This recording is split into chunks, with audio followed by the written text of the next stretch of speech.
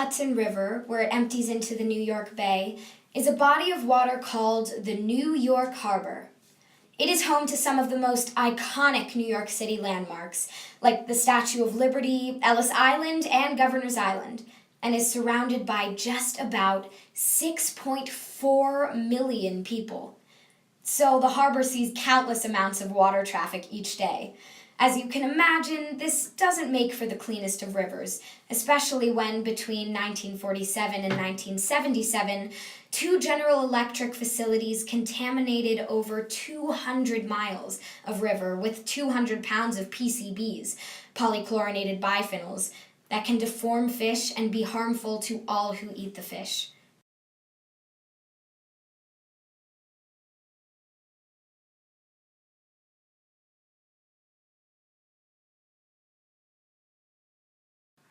Yikes!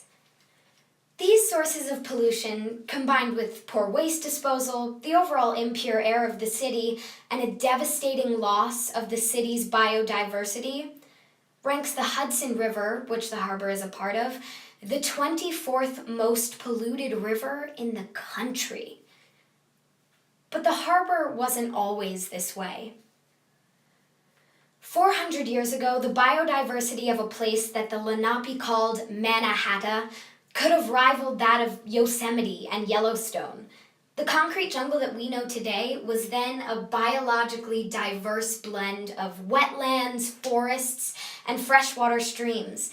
It housed 54 different ecological biomes. That's 54 interacting species, all living in the same place off of the same resources.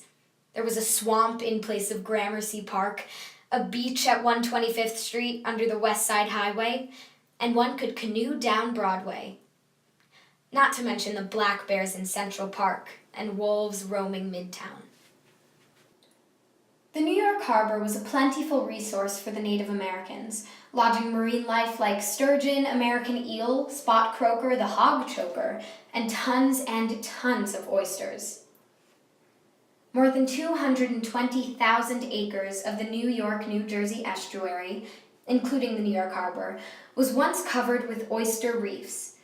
Besides being an abundant, vitamin-rich source of food for early inhabitants of the Mannahatta area and a great source of income, oysters had, and still have, monumental ecological benefits.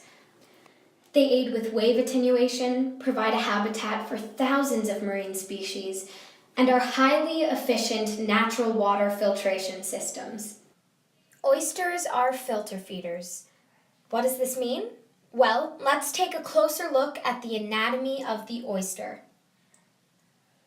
To feed, they draw in water through their gills, and using their tiny cilia, they funnel in sediment, plankton, and other particles.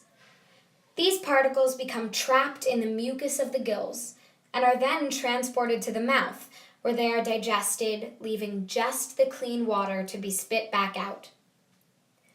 This means that they literally feed on the exact things that we need to get rid of.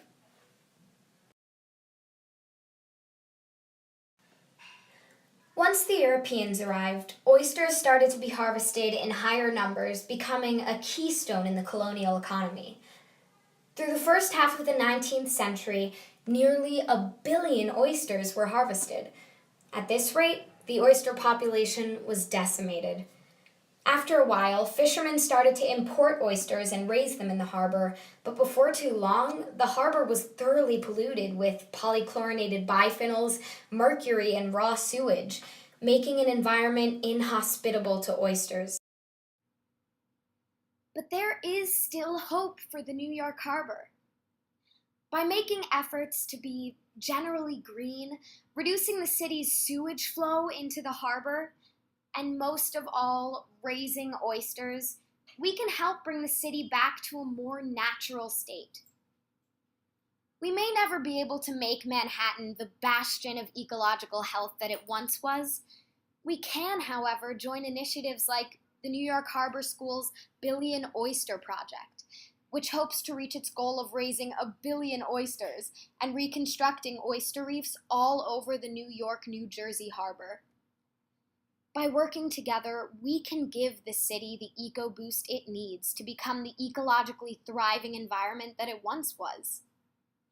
Thanks for watching, and we hope that you've enjoyed our video and that it sheds some light on the extraordinary powers of the oyster.